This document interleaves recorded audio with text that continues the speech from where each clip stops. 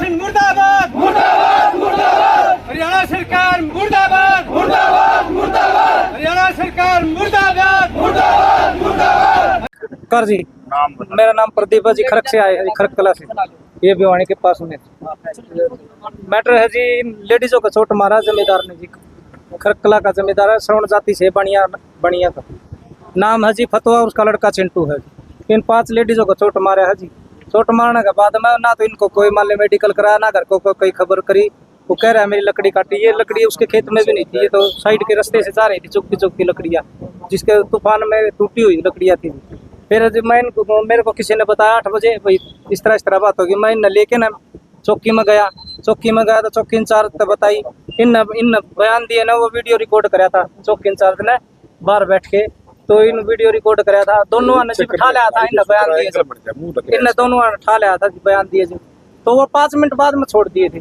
फिर हम उसने लेके, मैंने देखा भाई यार हमारा कोई मदद नहीं मिलेगी, मैं इन्हें लेके सिविल अस्पताल में लिया बैंड, इन 5वां नंबर अकेला लेके एडमिट करने के बाद में डॉक्टर ने देखा, पर्ची बनवाई, मैंने इनकी 5वां की पर्ची बनवाई, इसका देखा, वो बोले भाई इनके तो हल्की फुल्की चोट है, मका जी इनका इलाज इनका भी तो होगा, चोट तो लग रही है, बोले इनका मैक्सिमम इलाज हो जाएगा भाई, इंजेक्शन लगवा दूंगा, टेबलेट वगैरह दवा दूंगा। मका जी फिर इसका बोले इसका हाँ इसका इलाज हो जाएगा जी, बोले इसका केस करना, हाँ मका जी केस कराएं।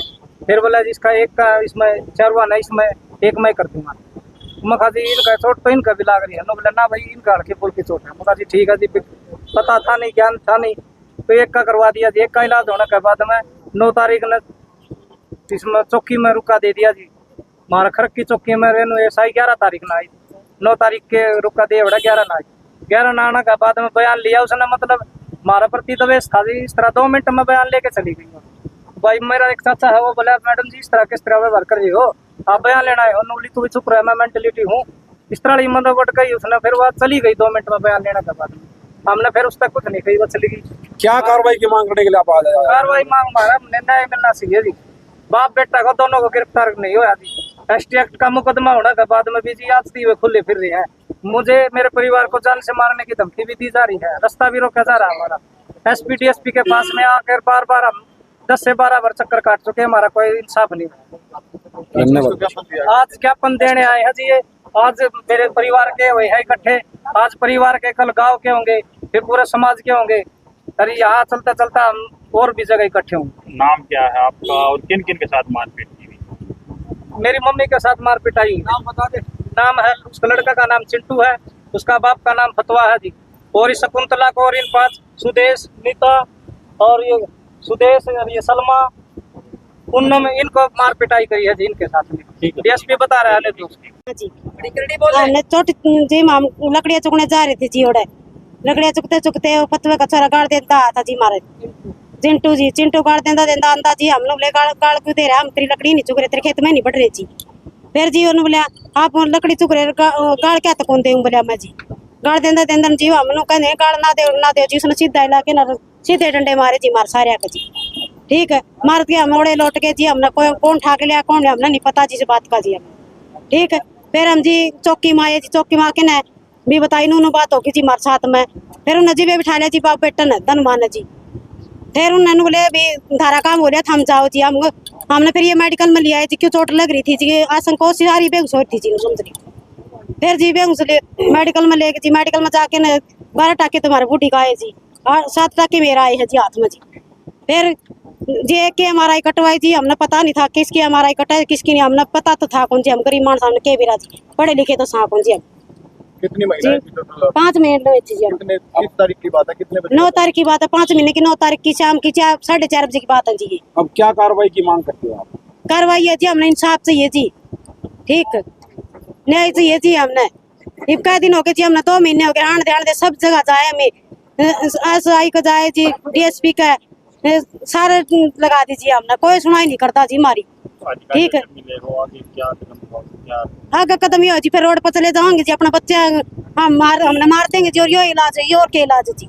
गरीब मानस तो मैं था कौन सी गरीब का, तो फिर कि मैं तो इंसाफ मिलना चाहिए गरीब मानस ने जी, ठीक। बामणिया है, आज हम भिवानी पहुंचे हैं। एक गांव खरकराम जी का जो मामला है बड़ा वायरल हो रहा है। इसके अंदर एक बनिया समुदाय के व्यक्ति के द्वारा ये कुछ दलित परिवार की महिलाएं हैं, इनके साथ में बहुत अभद्रता के साथ में मारपीट की है और लगभग इसको 1 महीना गुजर चुका है। प्रशासन के द्वारा अभी तक कोई कार्रवाई जो है अमल में नहीं लाई गई है। प्रशासन हर बार कोई ना कोई बहाना बना करके गिरफ्तारी को टाल देता है। हम प्रशासन से कई बार जो है गुहार लगा चुके हैं, अब कई कंप्लेंट दे चुके हैं और जो हमने उसके अंदर कई अपील कर ली कि भाई इन लोगों की गिरफ्तारी की जाए। गिरफ्तारी के बाद में, क्योंकि SC/ST का मामला है, तुरंत गिरफ्तारी बनती है, लेकिन अभी तक कानून की जो है कानों पर कोई जू नहीं रेंग रही है।